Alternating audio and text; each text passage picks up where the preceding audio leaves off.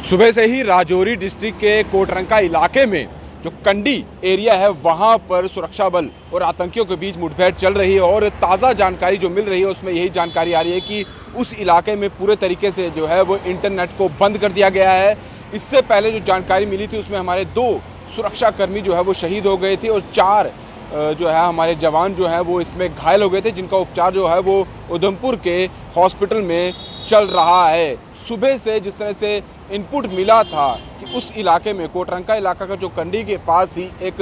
Area है वहाँ पर हमारे खुफिया एजेंसियों को ये जानकारी मिली थी कि कुछ आतंकी वहाँ पर छुपे हो सकते हैं। उसके बाद से ही एक जॉइंट टीम जो है वहाँ पर पहुंची, जिनमें पुलिस, सीआरपीएफ और आर्मी के जवान वहाँ पर पहुंचे हुए थे। पूरे एरिया को कॉर्डन ऑफ कर लिया गया था और आतंकियों जहाँ पर भी छुपे हुए हैं उन पर पूरे तरीके से नज़र रखी गई थी। लेकिन उसी वक्त जो है आतंकियों ने गोलीबारी शुरू कर दी और जवाबी कार्रवाई में हमारे सुरक्षा कर्मी पहले से ही मुस्तैद थे तो उन्होंने भी उसका पूरे तरीके से जवाब दिया और गोलीबारी शुरू कर दी। ये 2 से 3 आतंकियों के छुपे होने की खबर जो है वो बताई गई थी, लेकिन जिस तरह से ये एनकाउंटर शुरू हुआ और उसके बाद अभी तक जो जानकारी सामने आई है उसमें ये बता दिया गया है कि हमारे जो सुरक्षा कर्मी हैं उनमें से 2 जो हैं वो इस एनकाउंटर में शहीद हो चुके हैं। उन्हें वो बलिदान जो है देश के लिए, देश की जनता के लिए अपनी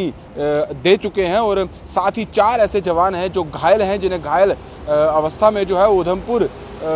हॉस्पिटल में जो है वो शिफ्ट किया गया है। वहाँ पर उनका उपचार जो है वो किया जा रहा है और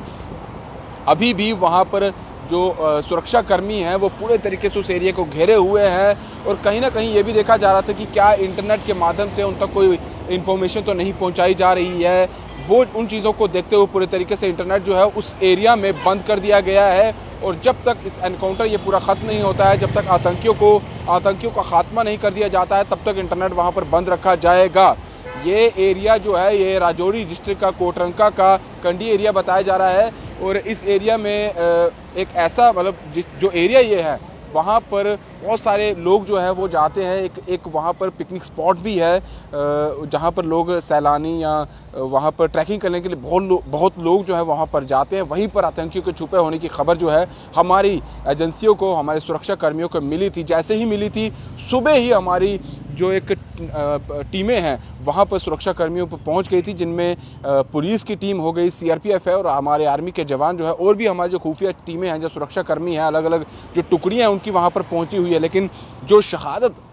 हमारे सुरक्षा कर्मियों की हुई है वो भुलाई नहीं जा सकती है। देश की जनता की रक्षा करते हुए, देश की रक्षा करते हुए हमारे वहाँ पर सुरक्षा कर्मी जो है वो देश के लिए अपना बलिदान दे चुके हैं। 2 हमारे सुरक्षा कर्मी जो है इसमें शहादत पा चुके हैं, 4 का अभी उपचार चल रहा है। उनके बारे में अभी उनकी क्या हेल्थ की रिपोर्ट है, किस तरह से हालांकि देखा जाए तो डॉक्टरों ने पूरे तरीके से उनकी जान बचाने की कोशिश की जा रही है, लेकिन जिस तरह से हालात बने हुए हैं वहाँ पर इंटरनेट को बंद कर दिया गया है और यही कोशिश की जा रही है कि वहाँ पर उन तक जो इंटरनेट के थ्रू इन्फॉर्मेशन पहुँचाई जा रही है, क्योंकि आतंकियों को यही रहता है कि क्या इन्फॉर्मेशन वहाँ से पहुँच रही है। ज़्यादातर उनका इंटरनेट पर ही जो है जोर होता है, इसीलिए वहाँ पर पूरे तरीके से इंटरनेट बंद कर दिया गया है और कोशिश की जा रही है कि जल्द से जल्द इस एनकाउंटर को पूरा किया जाए, ख़त्म किया जाए और उन आतंकियों को मार गिराया जाए। अभी तक जानकारी यही है कि 2 से 3 आतंकी जो है वो उस इलाके में छुपे हुए हैं। साल की शुरुआत जब हुई थी, राजौरी का ही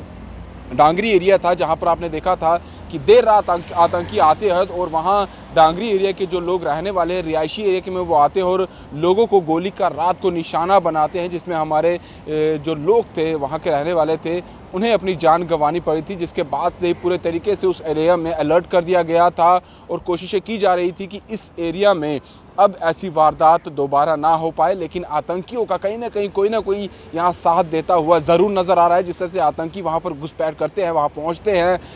जो लोकल लोग हैं उन्हें भी गोली का निशाना बनाते हैं और सुरक्षा कर्मियों पर भी वो कहीं ना कहीं अपनी घात लगाने की कोशिश करते हैं। और कोशिशें यही हमारे सुरक्षा कर्मियों और हमारे जो पुलिस की टीम है, हमारी खुफिया एजेंसी यही कर रही है कि जो उनके खबरी हैं, जो OGW यहाँ पर बैठे हुए हैं, उनके मददगार हैं, उनको भी उनके अंजाम तक पहुँचाया जाए। वहीं अगर कल की बात की जाए तो कश्मीर में भी जो बिजबिहाड़ा का एरिया है वहाँ पर भी सुरक्षाकर्मी जो वहाँ पर रहते हैं, क्योंकि नाका हमेशा लगा रहता है, पुलिसकर्मियों पर भी घाटी में जो आतंकी छुपे हुए हैं उन्होंने निशाना बनाकर जो है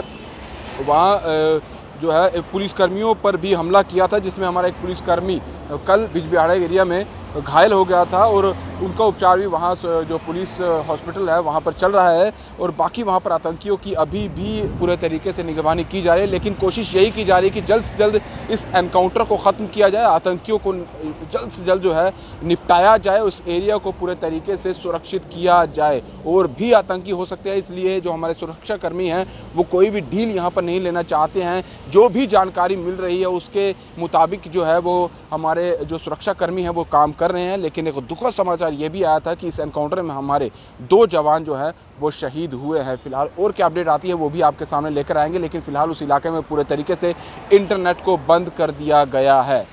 दीजिए इजाज़त, ब्रिजेश अवतार के साथ Rahul Singh, the state central के लिए। नमस्कार।